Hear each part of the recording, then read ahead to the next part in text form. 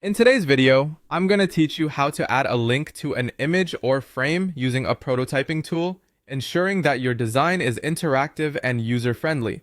This step-by-step guide will walk you through the process, making it easy for you to enhance your project's interactivity with just a few simple actions. Let's start by selecting the image or frame you want to make interactive. This step is fundamental because choosing the right image or frame sets the foundation for your project's interactivity. Make sure it's the correct element within your design, as this will be the focal point your users engage with. Once you've located the frame or image you wish to enhance, it's time to proceed to the next step. Now, to establish a link, right-click on your chosen image or frame.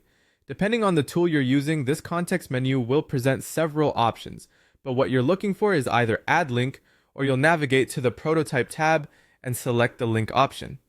This action will prompt a menu or a field where you can input further details about the link you're setting up, so let's talk about that next. It's time to paste the URL. This is where the magic happens, as the URL is the destination your users will be directed to when they interact with your linked element. Carefully paste your intended URL, ensuring accuracy so that users reach the correct web page. Once the URL is in place, you also need to consider the interaction type. Typically, you'll want to set this to on-click and then choose Open URL.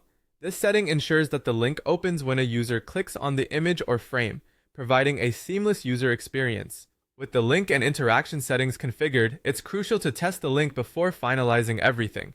Switch your design project to prototype mode to simulate a real-world scenario.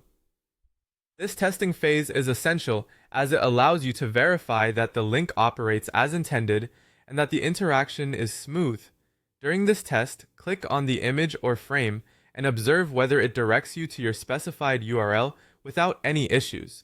If the link behaves as expected, that's a good indication that you've set it up correctly. To summarize, by selecting your desired image or frame, right-clicking to add a link, pasting the URL, setting the interaction to on-click, and open URL, and thoroughly testing it in prototype mode, you've successfully added a functional link to your design.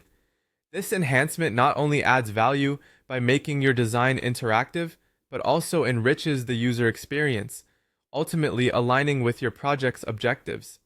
Thank you for watching, and I hope this guide has made linking elements in your prototypes a straightforward process.